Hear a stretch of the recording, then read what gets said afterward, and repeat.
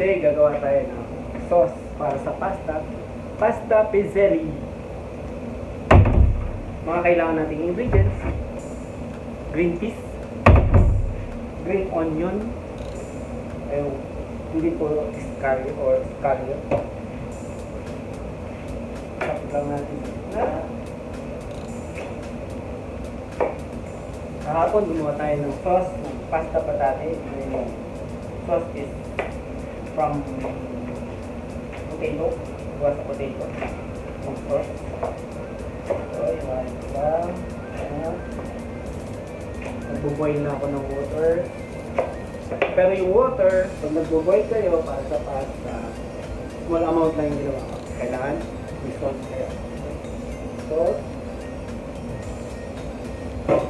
Para kahit pa paano, yung ating pasta may lasa na. Okay, cut lang natin ito. More.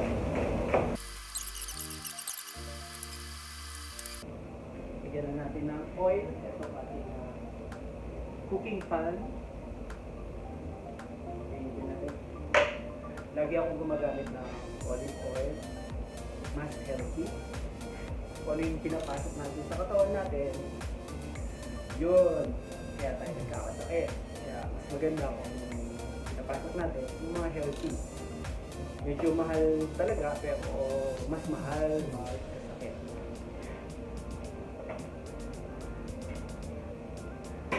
Init natin yung oil, yung heat, yung pasta, yung tubig, yung magulo na. Gamit tayo ng farfalle, yung sabihin sa Italiano is butterfly. Lagay ko na to ating malakas. Pwede na yun natin. So, nalakas ako, pero magkakat na ako ng lard grass fume, ibig sabihin yung taba ng baboy na fume, ibig sabihin yung smoke. Pwede kayong gumamit ng bacon.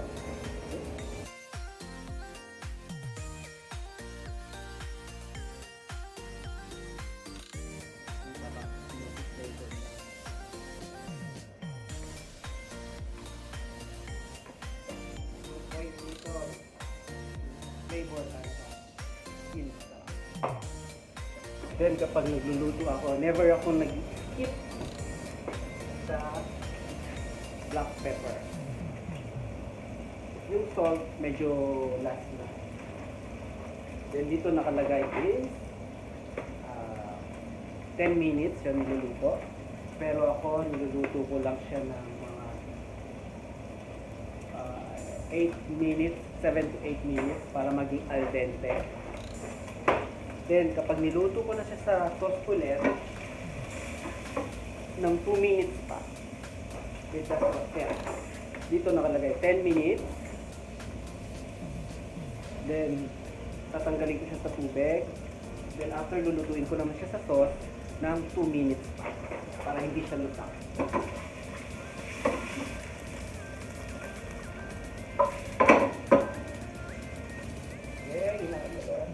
Then, hindi na natin lagay ito.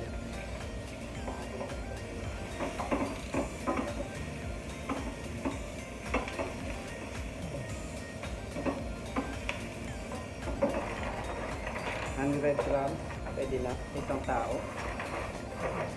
For serving, mga 100 grams. Okay. Lagay ko na dito, water with salt. Medyo lakasan lang natin. Lagay ko na rin ito yung balat.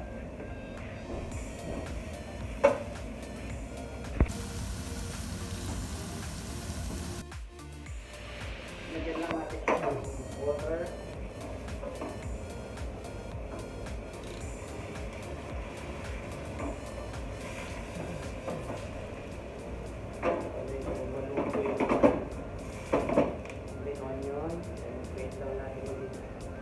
Dente itong pasta natin.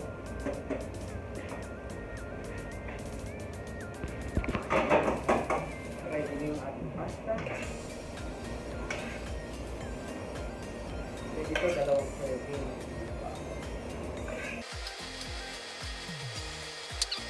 Wala tayo na mga wire. Wala.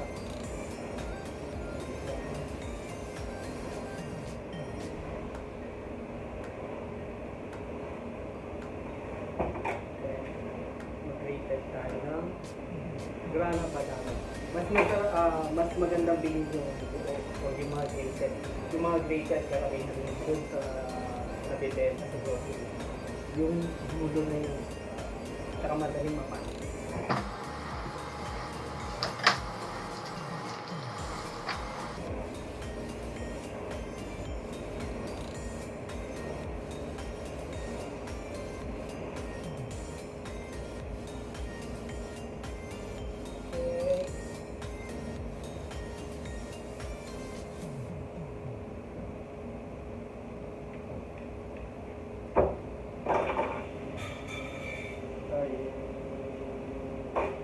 Yan lang.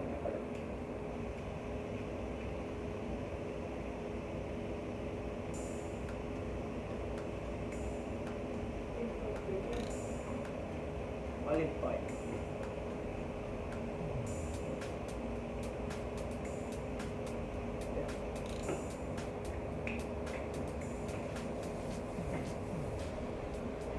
Parang bon appetit. Pasta pizzeria. Hindi tayo gumamit ng tomato sauce.